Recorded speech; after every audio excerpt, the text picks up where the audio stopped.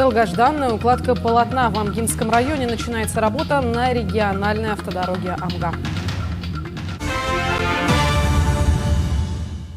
А в Амгинском районе в этом году начнется долгожданная работа по укладке асфальта на региональной автодороге Амга. Сейчас идет подготовительная работа, подписаны 2 контракта, завезены все инертные материалы, а также доставлено оборудование асфальтобетонного завода из Нюрбы.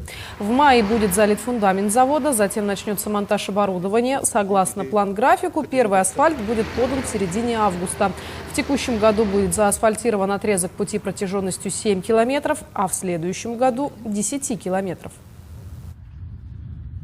Также, пользуясь случаем, что асфальтобетонный завод прибыл в наш Амгинский район, хотим разработать комплексный план развития транспортной инфраструктуры внутрипоселковых дорог, близлежащих наследников, это Амгач, Апчелган, Бетюнс, также муниципальные дороги хотелось бы также заасфальтировать.